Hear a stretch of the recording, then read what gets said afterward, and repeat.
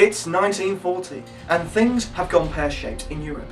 Great Britain's ports and harbours face a new threat. Find out how they were defended in this episode of Battery Charge.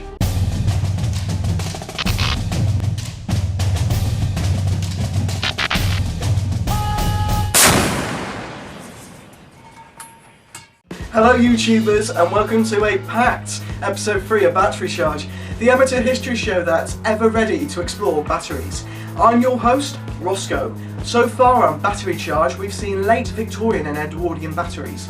What we've noticed is these locations have followed a similar design principle, 2 or more gun emplacements in a row, with underground ammunition storage beneath the guns. Research suggests the design seems to be uniform for other batteries of the era. To get a better understanding of what we are talking about, check out other episodes in the link below. We realised it's tricky to see what had been updated during World War I or World War II. In this episode of Battery Charge, we are at Brownstone Battery on the Devon coast, just around the corner from Kingsborough and Dartmouth. We'll be investigating this purpose-built World War II coastal defence and trying to answer the question, what's different from the Victorian and Edwardian batteries that we visited, and what stayed the same? Now, as always, a shout out to our references in the description below. We assure you, we didn't come up with the facts and figures or images we use, so hopefully we are crediting the correct people. Let's check out this location.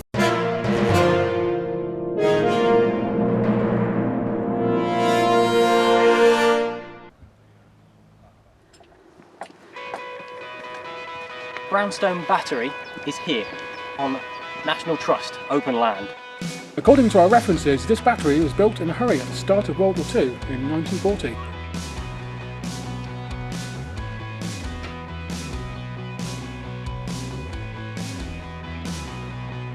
And from the looks of things, the Coast Guard are still using some of the auxiliary buildings even today. What do we have here? Well, this could be the remains of the bot that's used by the Coast Guard. Original blast shutters. Super. Used for plotting of targets and communication, other sites we visited have similar places like this. So what are the differences between the older Victorian and Edwardian batteries we visited? Straight off the bat, you can see that these buildings, these magazines, are above the ground. Why is that? Well, Mike, this place was built in a hurry. It was 1940, we were at war, the threat was imminent, and time was not a luxury. So adaptive engineering then? Yeah, make do and mend. As we explore the site, we find more barracks for officers, storage buildings, and the remains of a workshop building. This looks like a trench leading from the magazine down to the gun. So it could be that the soldiers at this emplacement had cover to get to their post.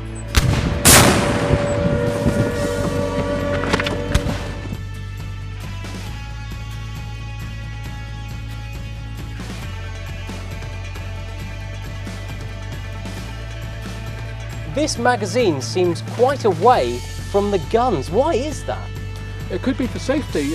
Being above ground, if it were hit, it could cause a lot of damage to the rest of the battery.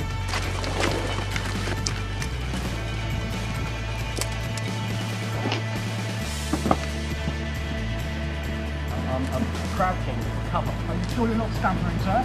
I might not be standing. My word, this guy is this.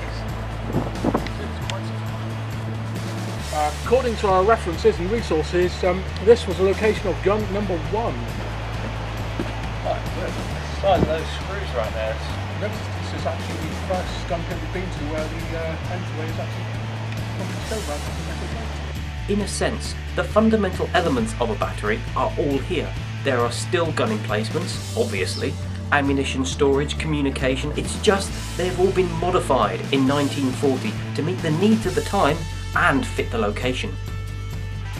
I'm willing to bet this was the explosive store. The brick building is encased in concrete blocks. Presumably, this design was tested and was fairly effective. Take a look at this, Gunny. This is fascinating. It's a railway track. Presumably they must have had some sort of cart or truck to transport ammunition from the magazine behind us all the way down to the guns. It could also be used to transport the guns themselves down there during the construction of the battery. this is a real first. I don't think we've come across a railway line like this on battery charge before. If only we bought a little sledge or something, just run all the way down. What skateboard? Take a look at this image on the handy National Trust information board. Now, according to this, there were 2 gun emplacements here, and look, they've got some sort of cover over the guns. I wonder what that's all about. It looks like some sort of shield to offer protection from attack from the skies, but I'm not sure how much protection that would offer from a bomb. So it could be that it's some sort of shield to stop machine gun strafing? Could be. Let's go and have a look at the second gun emplacement.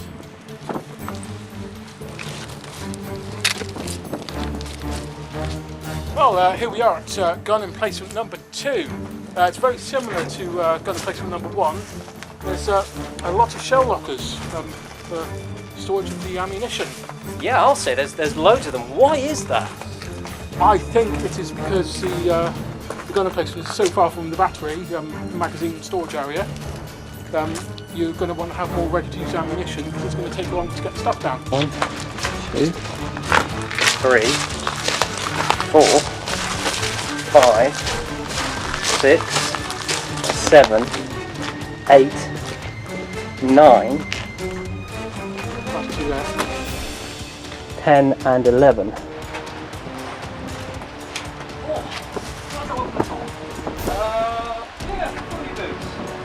Look at the size of these bolts that would have held the gun in place. Absolutely huge. Obviously, we're not structural engineers or experts, but we found evidence of what we think this emplacement was made of, and we think this is reinforced concrete. Can you tell us a bit about that, Gunny? Basically got a metal frame within the concrete.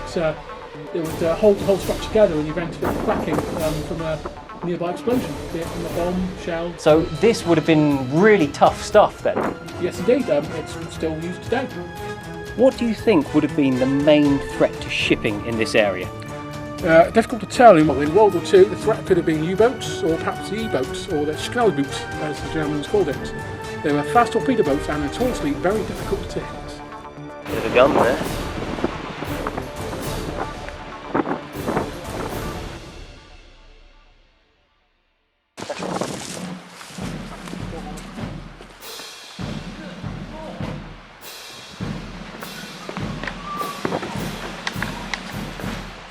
Well, Nick, this is a difference. We're sitting in the remains of a building that used to house a searchlight. Very possible, Mike. You know, searchlight, you need that to see the enemies in the dark, because an attack could come day or night.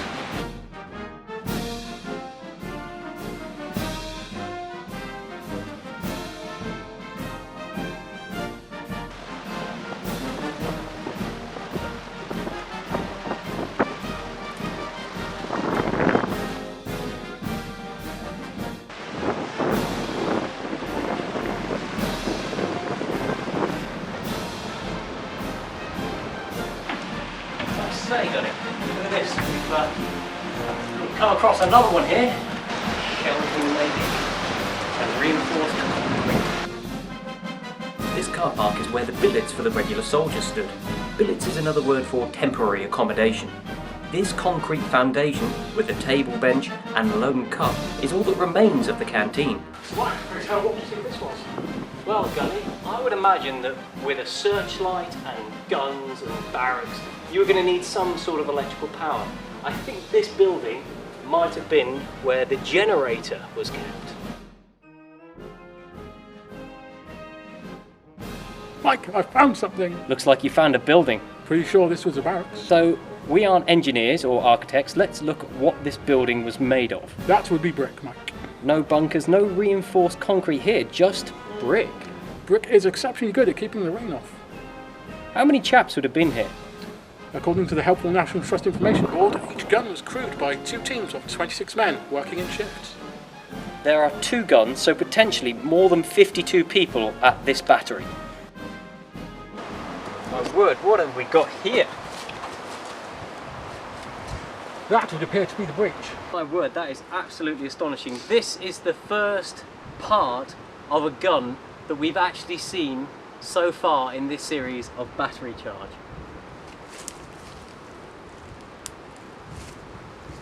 It looks like part of the breech assembly from a 6-inch Mark 12. I'm not saying I'm an expert, but it could be.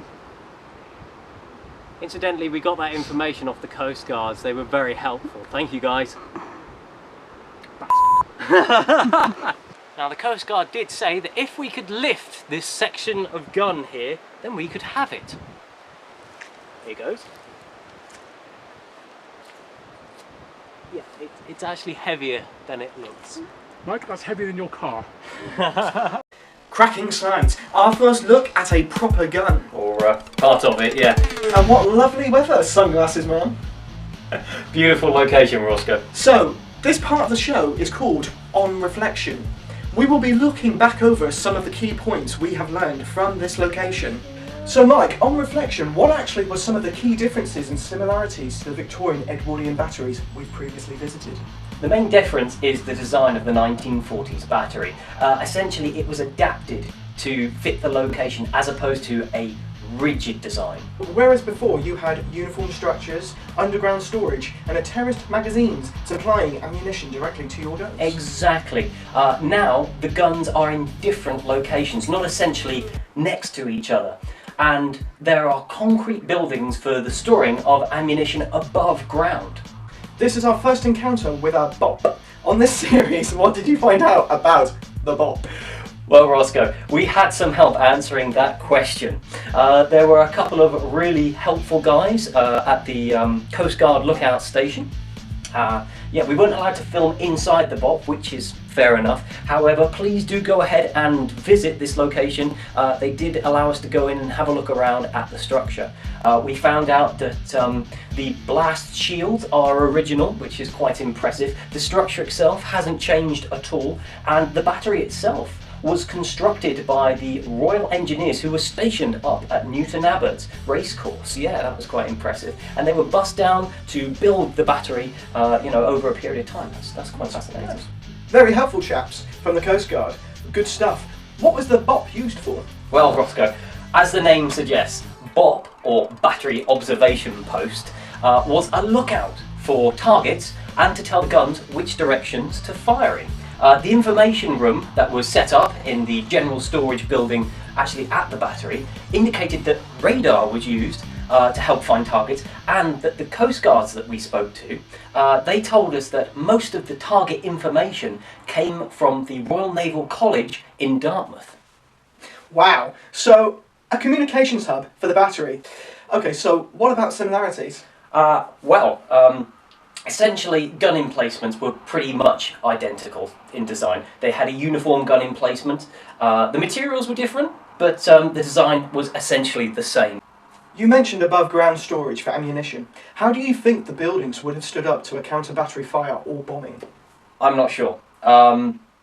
There was a programme on TV called Blitz Street, which was hosted by Tony Robinson from Time Team, where they replicated a 1940s street and then proceeded to detonate the equivalent explosives used by the Luftwaffe. Now, it just showed how devastating the ordnance of the time would have been. So I don't know how effective the brick buildings, especially the officers' mess, would have been. I doubt it would have offered all that much protection. So you felt safe underground then?